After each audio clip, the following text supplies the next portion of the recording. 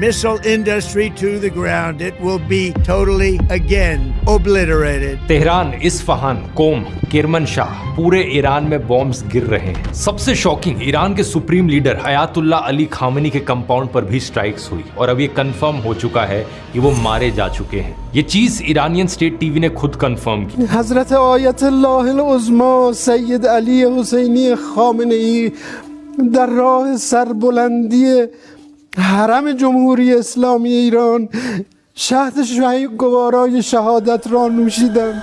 Iran में अब 40 दिन की नेशनल मॉर्निंग और 7 दिन की छुट्टी का ऐलान किया है। खामेनी अपने ऑफिस में थे जब ये स्ट्राइक हुई। इसके साथ साथ उनकी बेटी, उनके दामाद और पोती की भी जान गई है। इसके अलावा ईरान की सेना के कई सारे टॉप कमांडर्स भी एक डिफेंस काउंसिल मीटिंग में मारे गए। ट्रंप ने कहा, the people that make all the decisions, most of them are gone. और तेहरान की सड़कों पर इसका रिएक्शन बटा हुआ रहा। एक तरफ कुछ लोगों ने जश्न मनाया तो दूसरी तरफ कुछ लोग रो रहे थे। जवाब में ईरान ने सिर्फ इजराइल पर ही नहीं बल्कि यूएई, कतर, बहरीन, कुवैत सब पर मिसाइल्स दागे हैं। दुबई में धमाके सुनाई दिए। आबू धाबी में एक इंसान की जान गई मिसाइल डेब्री की वजह से। दोहा में यूएस के अल उदैद एयरबेस की तरफ धुआं उठ रहा है। बहरीन में यूएस नेवी के 5th फ्लीट बेस पर तो डायरेक्ट हिट हुआ, जिसका ये बहुत ही शॉकिंग वीडियो भी सामने आया।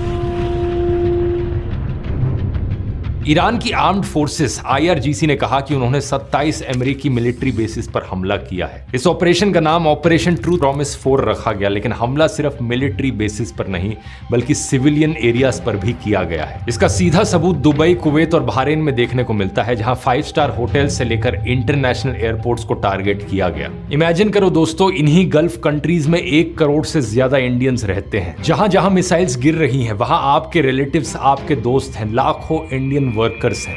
इंडिया की एम्बेसी ने एडवाइजरी जारी की है कि इंडियंस अटमोस्ट कॉशन बरतें। इजराइल में भी अकेले 18,000 से ज्यादा इंडियन स्टूडेंट्स हैं। ज्यादातर गल्फ देशों की पूरी एयर स्पेस को क्लोज किया जा चुका है। सारी फ्लाइट्स कैंसिल हो गई हैं। लेकिन अगर ये स्ट्राइक्स फुल स्केल वॉर में बदल गई तो इसका इंपैक्ट और भी बहुत बुरा पड़ेगा। इंडिया अपना 50% से ज्यादा crude oil straight of Hormuz से इंपोर्ट करता है। अभी इंडिया 26 लाख बैरल्स ऑयल हर रोज गल्फ कंट्री से इंपोर्ट करता है। अगर ईरान ने हॉर्मुज को बंद कर दिया तो इंडिया का ऑयल सप्लाई रुक सकता है। रिपोर्ट्स आ रही हैं कि ईरान की फोर्सेस ने स्टेट बंद करने का ऐलान ऑलरेडी कर दिया है।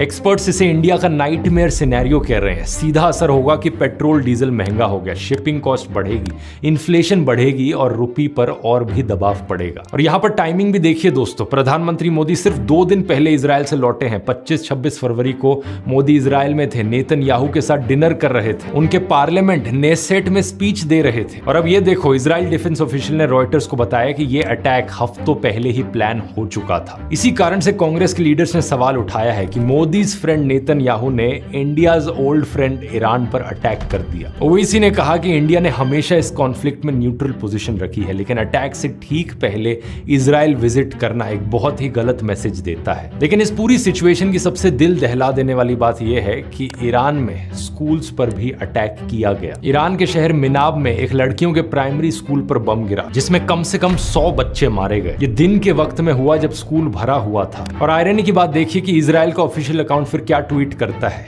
Israel has the right to defend itself, जबकि पहला हमला उन्होंने यहां पर किया। इस करंट सिचुएशन की शुरुआत दोस्तों दिसंबर 2025 में हुई थी, जब ईरान की इकोनॉमी कोलैप्स हुई, करेंसी 40% गिर गई और खाने का दाम 72% बढ़ गया। ईरान में हिस्ट्री के सबसे बड़े प्रोटेस्ट शुरू हुए और ईरान की सरकार ने अपने ही लोगों पर गोलियां चलवाई।